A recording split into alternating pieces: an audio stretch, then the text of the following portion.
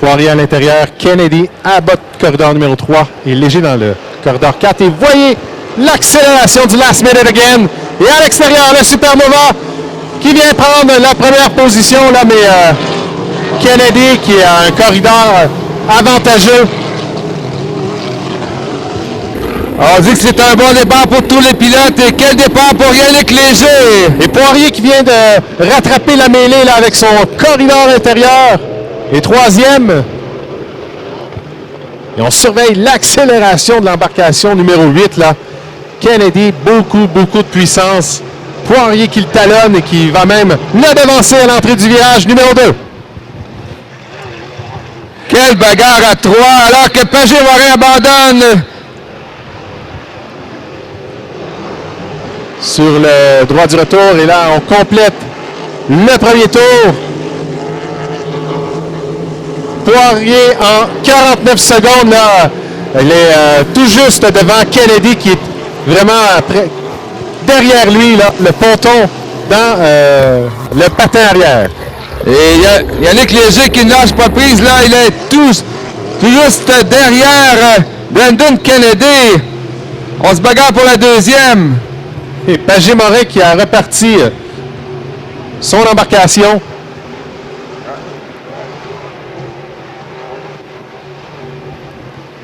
Il faudra surveiller dans le virage. Est-ce qu'il viendra mêler les cartes? Et là, Poirier qui a pris ses distances sur Kennedy au cours de ce deuxième tour. Et qui prend une avance de près de 2 secondes sur Kennedy. Et Supernova qui a, lui, environ 2 secondes également là derrière Kennedy. On voit qu'il y a des ratés là, du côté de haute tension de Samuel Pagé-Morin. Des ratés dans le moteur. Est-ce qu'il va s'immobiliser encore une fois? Et c'est pas une très bonne place pour s'arrêter. Il faudrait s'en aller plus vers les puits. Oui, c'est ça. Ça n'a peut-être pas été une si bonne décision de repartir la machine. Il aurait dû soit pénétrer à l'intérieur du parcours ou se diriger directement dans les puits. Là, il est en position très dangereuse dans le virage numéro 1.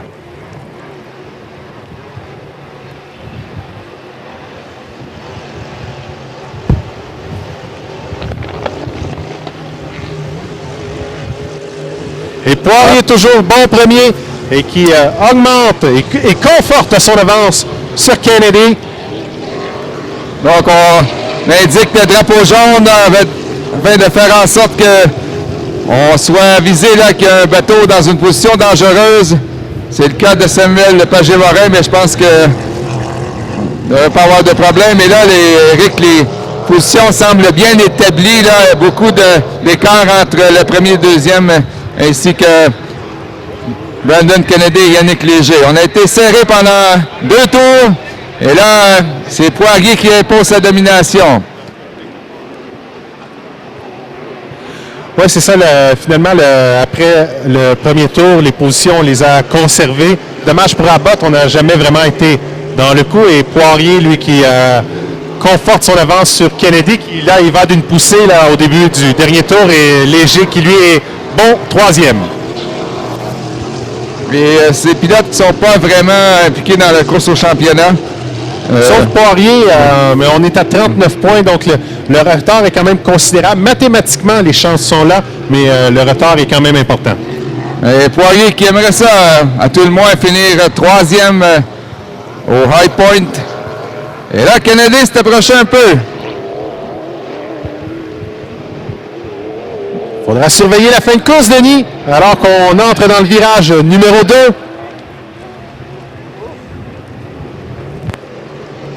Et on accélère et il semble que la position intérieure a vraiment été payante pour Poirier.